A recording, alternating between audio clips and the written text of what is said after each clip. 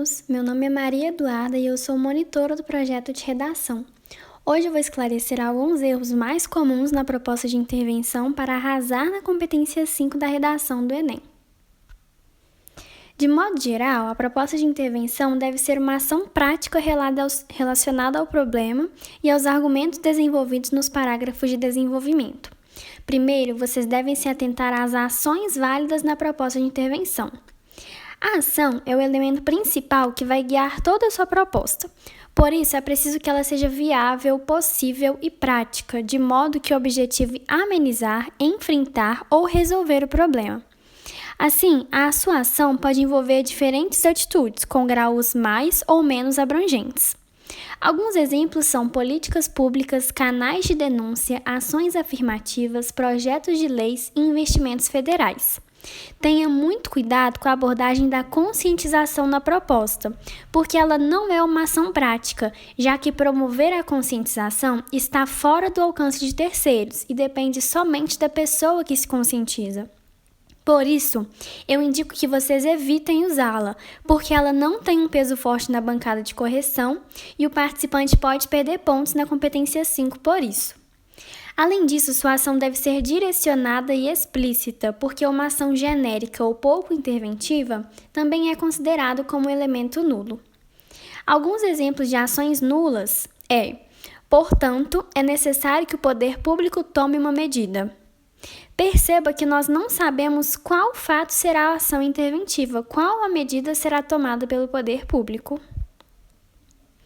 Além da ação, o agente também deve ser válido e, para isso, deve ter responsabilidade social, como, por exemplo, o governo, as escolas, os ministérios públicos, as ONGs e a família. Alguns exemplos de agentes inválidos são alguém, vocês, alguns, uns, como, por exemplo, talvez a solução seja a autoconsciência e você deve fazer o filtro do que realmente é bom para você e seus filhos.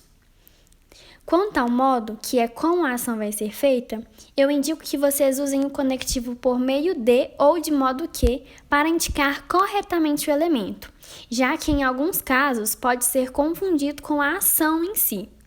Além disso, o seu modo também é um agente interventor, ou seja, ele deve fazer parte efetivamente da sua proposta. Já no detalhamento, vocês vão detalhar, ou seja, dar mais detalhes sobre algum dos elementos anteriores. Você pode citar, por exemplo, o papel social do agente ou escrever detalhadamente como sua ação vai ser feita ou de qual modo ou para que ela vai ser feita. As dicas específicas para cada elemento são essas, mas tenham cuidado com a proposta de intervenção como um todo. Lembre-se que deve ser uma proposta prática, válida e com um objetivo interventor. Você não deve propor uma coisa vaga ou não direcionada ao problema. Você deve deixar explícito quais os elementos e deve mostrar que sua ação é pertinente.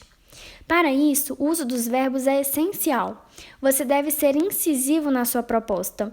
Portanto, os verbos devem ser no imperativo para garantir maior credibilidade. Não usem, por exemplo, seria interessante ou o governo poderia fazer. Troquem por verbos de comando, como o governo deve fazer. Ademais, evitem usar verbos no gerúndio porque isso confunde o corretor quanto a qual elemento você se referiu. É isso, alunos, eu espero que tenham entendido. Qualquer dúvida, nós estamos sempre à disposição. Lembrem-se que a proposta de intervenção é muito importante, porque só ela já dá 200 pontos na redação. Não se esqueçam que a prática leva à perfeição, então sempre enviem suas redações para correção. Bons estudos!